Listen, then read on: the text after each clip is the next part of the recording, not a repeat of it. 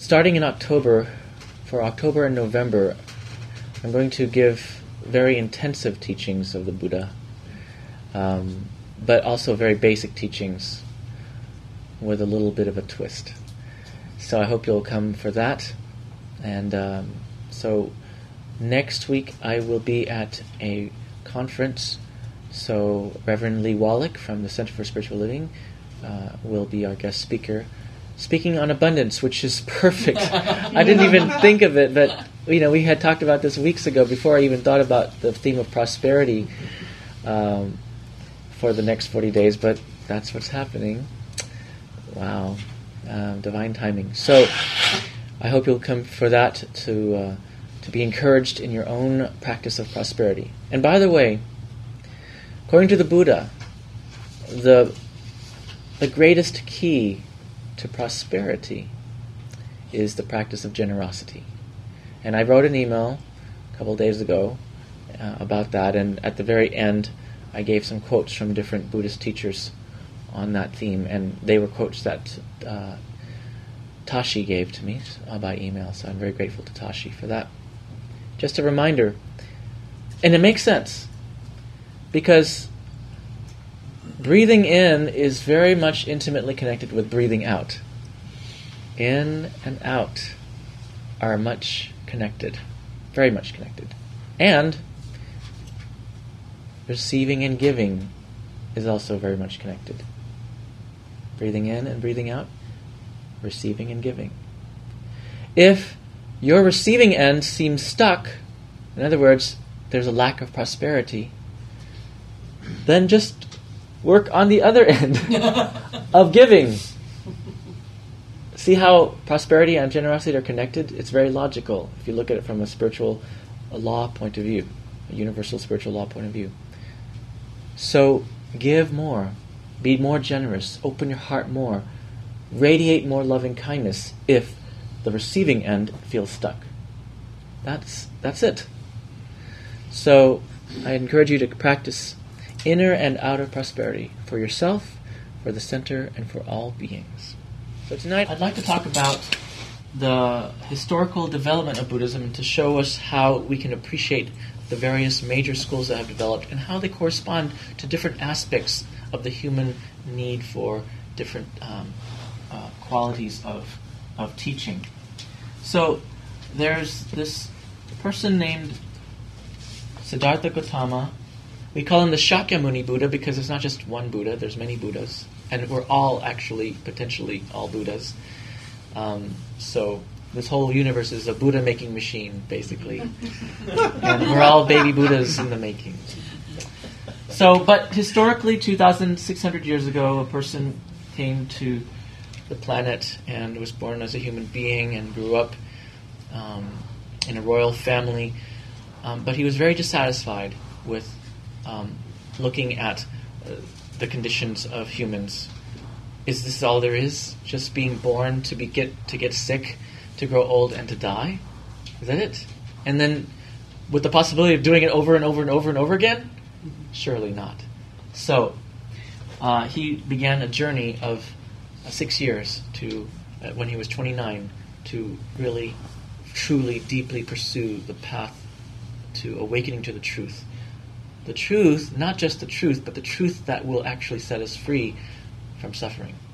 And every spiritual teacher has a bottom line. Some of you who are on Facebook saw my little quote about Jesus, for example. Every spiritual teacher has a bottom line. Every wonderful spiritual teacher worth listening to has a bottom line.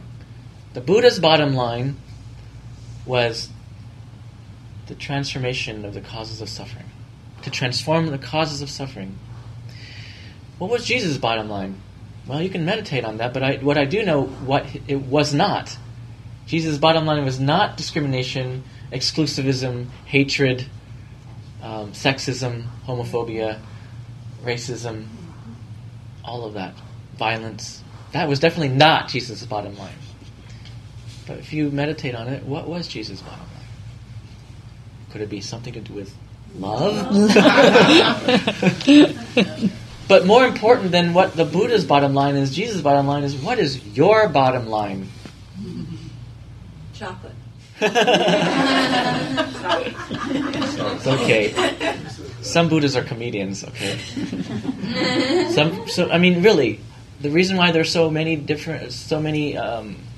multiplicities of beings in the universe is because Buddha nature is not satisfied with just expressing in one way.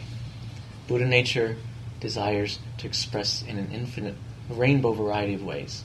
The one pure light wanting to express in a refraction of infinite varieties. So, Shakyamuni Buddha was a certain way. Jesus was a certain way. Other spiritual teachers were their way. Some are very quiet Buddhas. Some are very loquacious Buddhas. Some are very humorous Buddhas. Some are very serious Buddhas. Some are very musical Buddhas. Some are very not musical Buddhas. Some are comedic Buddhas. Some are other kinds of Buddhas. But see, the variety of Buddhas is based on all sentient beings. Because there's not a separation between Buddha and being. Whether you're a human being or whatever kind of being you are. They are intricately, intimately interrelated. So, you are Buddha in the making. So whenever you feel down on yourself, meditate on that. Just affirm that until you feel it once again. Okay, so Shakyamuni Buddha came and gave teachings after his enlightenment, which we will talk about in 2 weeks when I'm back in October, right after the weekend retreat. So those who are going to the retreat, I encourage you, please come to Sangha right after the retreat. Make it part of the retreat, okay? I know you'll maybe feel tired, but it'll be worth it because it's going to be a good Sunday. Because I'm going to have practice all weekend, so I'm going to really be, full of light, and we're all going to be all full of light. And it's actually helpful to realize that our practice is not just for ourselves, but for the whole Sangha. I mean, think about it. You practiced Friday, Saturday, Sunday. Don't go home immediately. Come to the Sangha before you go home. Because you have now generated powerful mindfulness, concentration, and insight. Why not sit for the rest of the Sangha, let them benefit from your light while it's still bright, before the worldly ways starts kind of creeping in again, right, during the work week. So that's why I encourage people, even after retreat, even if you're a little tired, still come to the Sangha, Sunday at 5 p.m., so you can share that energy of practice. And let me tell you, remember the intimate connection between giving and receiving, of prosperity and generosity? So if you practice like that, to come here even though you're tired, but to do it so that you can benefit the rest of the Sangha, even if you don't even say anything, just sitting there radiating is going to add to the Buddha field we're collectively creating. This is what the Pure Land means. Pure Land is a terrible English term, in my opinion, because it's so literal. But the word in Sanskrit is Buddha Kshetra. Buddha field, in a field of enlightenment, a field of awakening, an energy that is awakening all beings. And so that's a lot better translation than Pure Land, but oh well. So the Buddha had disciples, and many of them, a few hundred of them, became arahants, or arhat in Pali, arahant in Sanskrit. Basically, those who were enlightened during the Buddha's time, a few hundred actually. Many of them were monks and nuns, and also many were lay people too.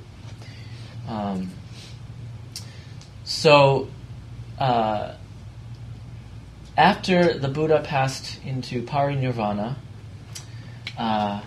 we don't say the Buddha died. We just the Buddha passed into parinirvana. Right?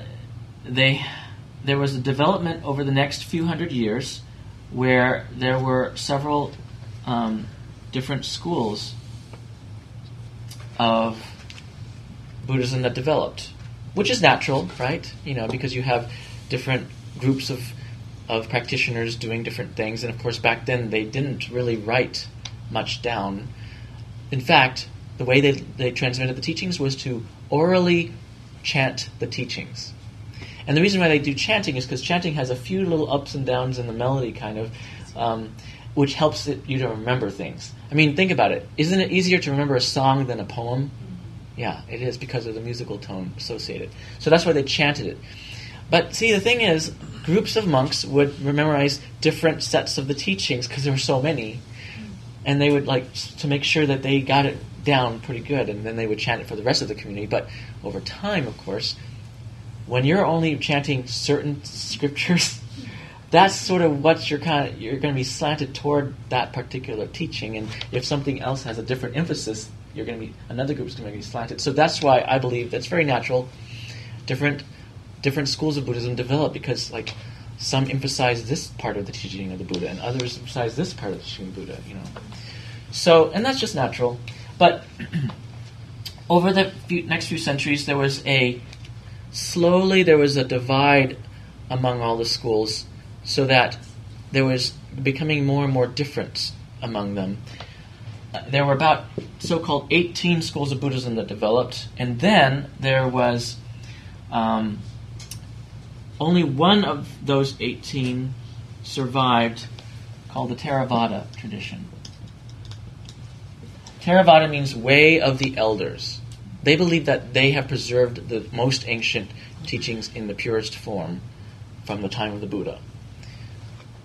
Now, there was another school that also died out, but before they died out, they had influenced the development of a new school of Buddhism, which wasn't any one particular school. It was sort of a conglomeration of several different movements within the Buddhist communities, and the broad umbrella term was Mahayana.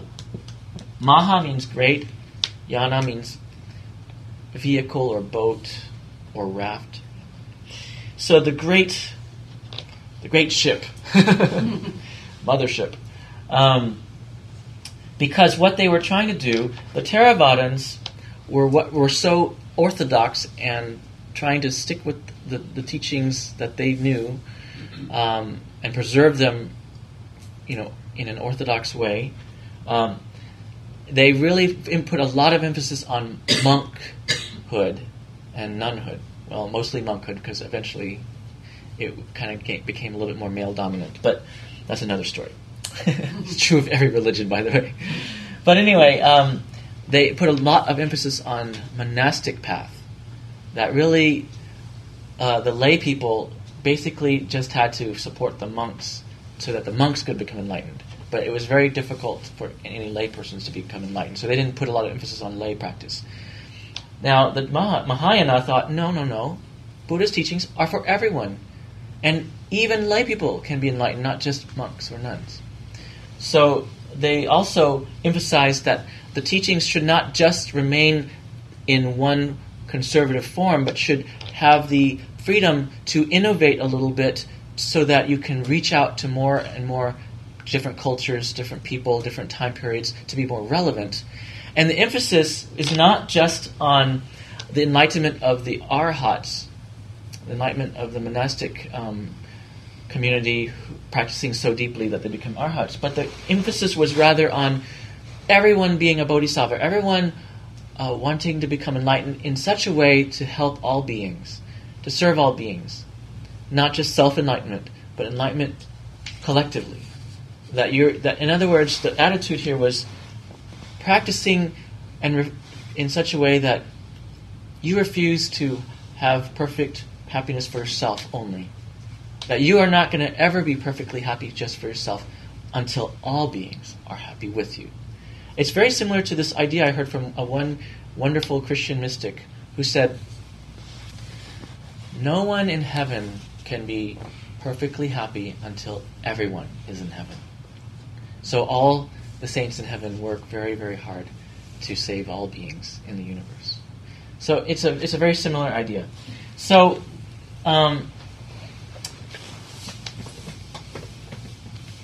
now I'm going to talk about the Theravada tradition and the Mahayana tradition, but in broad terms, and these are just broad understandings.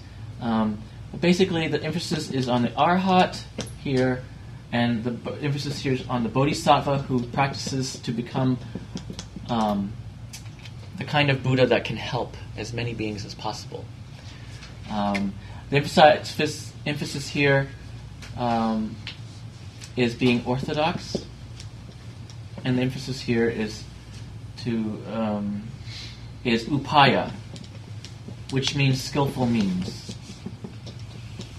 In other words, coming up with innovative ways to proclaim the Dharma, the teachings, and help as many beings as possible. One example would be like in the Theravada tradition, it is de-emphasized to use music because, especially if you're a monk or a nun, you're not supposed to sing or listen to music. You're just supposed to just kind of... Because music can be very emotional, and it can disturb your equanimous mind, maybe, I don't know. But of course, in my opinion, if you're that equanimous, it wouldn't disturb you. But but anyway, for the sake of their practice, they let go, they renounce many, many different things as a monk or a nun. But the Mahayana believe that it's okay to use any means, including music, if it's going to help beings come onto the path of enlightenment. So there's a lot of different examples of music in the Mahayana tradition, helping to create a practice that draws in people, attracts them to the Dharma.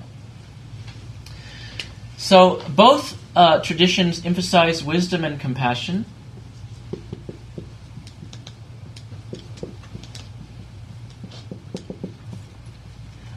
But perhaps the Theravada tradition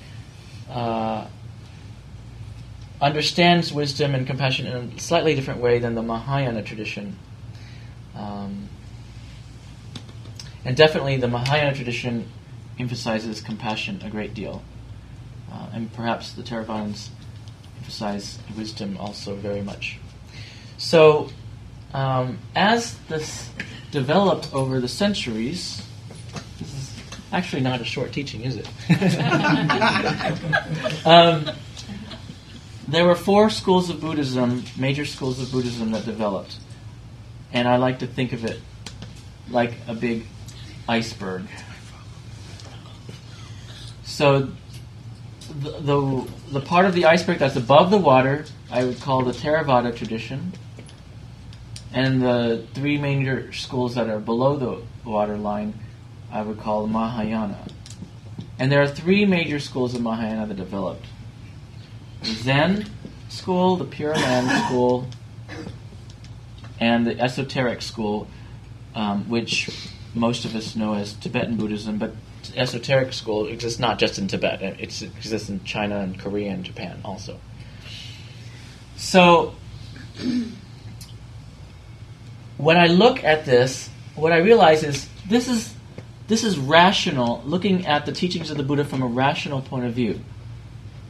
And many times the Theravadins, when they look at the Mahayana practitioners, it looks so irrational to them. Because the Mahayana allowed not only the teachings of the Buddha as they were passed down, the way the Theravadins understood, but also the teachings of enlightened beings can continue even through the centuries and even now. Because when monks or nuns or lay practitioners meditate and go into very deep states of consciousness and visit Buddha realms, they hear the teachings of these Buddhas. And then maybe they'll write it down and transmit it to their disciples on the earth. So in the Mahayana, it's perfectly fine to have all these teachings that didn't seem to exist historically before 500 years, after the Buddha, and yet suddenly appeared about 500 years after the Buddha, which is around the 1st century BCE, whatever you want to call it. That's when the Mahayana tradition started to blossom. And in fact, it became the majority of Buddhism. Because they were willing to innovate and also refresh the teachings with new insights. So, but instead of calling it irrational, I want to call it transrational. In other words, it's not only the Buddhist teachings at face value, but also the deeper mystical understandings of the Buddhist teachings in a transrational way, not irrational way. So, the Theravadins, I would say, are by-the-book Buddhists. Go by the book. And the Pure Land tradition is more about transmitting the heart of the Buddha, the gratitude, the love, the devotion. And the esoteric school is about transmitting the Buddha's energy.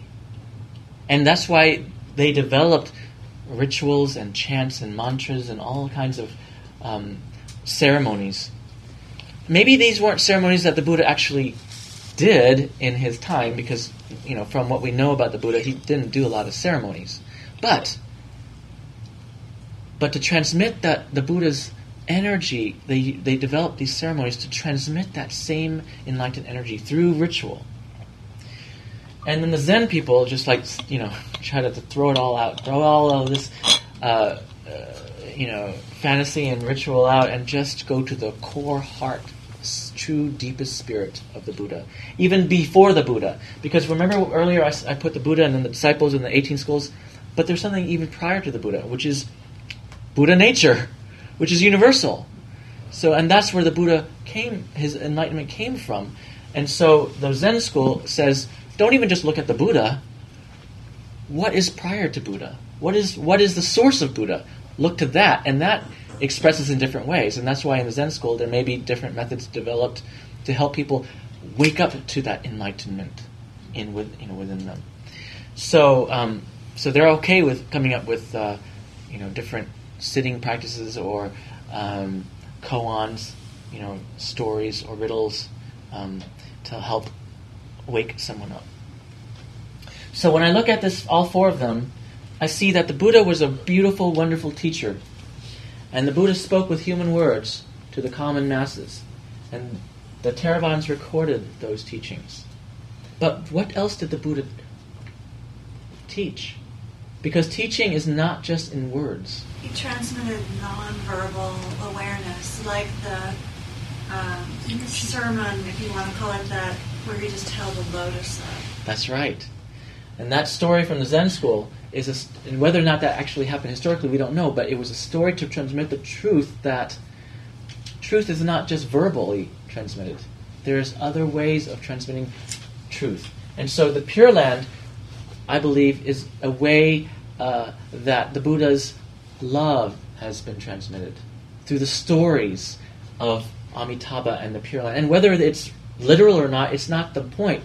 But the story contains a truth of deep love and devotion and a blueprint for our practice as bodhisattvas.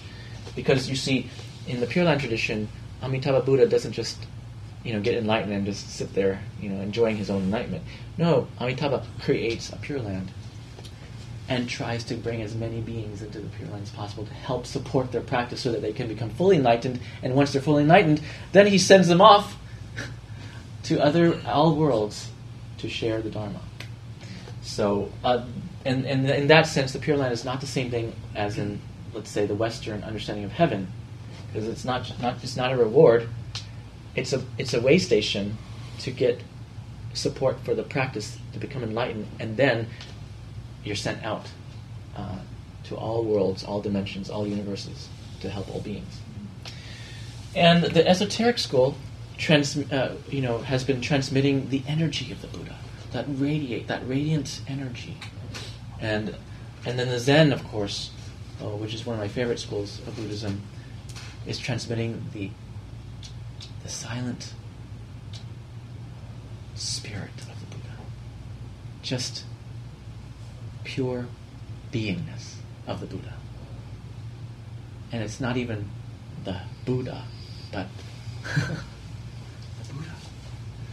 So, when I look at this, I think of this as mind-oriented, heart-oriented, energy-body-oriented, and spirit-oriented. And these, according to like Carl Jung, for example, and other psychologists, these are the four different aspects that humans learn on these different levels. On a mental level, emotional level, energetic physical level, and in a spiritual level. So, I personally, even though I believe, I still believe you have to focus on one particular practice, or maybe 2 at the most. But it's hard for us as human beings to try to do everything, because then it's just superficial and not very deep. So, but at the same time, I believe that we should, for instance, my main tradition is Zen, but I supplement it greatly like the Chinese tradition does. Chinese Buddhists totally blend Pure Land and Zen. For some reason, the Japanese separated them out. I guess it's cultural, because like Chinese people like to do stir fry and fried rice. The Japanese people like to have bento boxes and little dishes with separate things. It's just cultural. But anyway, but the blend of Zen and Pure Land helps to help a balance, in my opinion. So, so choose your tradition, choose your practice, do it deeply, but also be open to the wisdom from the others. You know, and so that's what I'm doing. So I'm a Zen Pure Land practitioner. I also love the Theravada tradition because it's by the book. It's more step by step. It's easier to understand, and it's very, very nice. And then, of course, recently I've been also learning from the esoteric tradition, especially through our Tibetan monk Tashi here, which has been wonderful. And one of the things I'm doing during this 40-day prosperity power practice period is I'm going to practice under his guidance, and he's going to give me some practices and blessings to help empower me during these 40 days, which is great. So there you have it, my sort of little understanding of the development of Buddhism as a way of looking at the 4 different aspects within our own selves as humans, and you can find this in other religions too.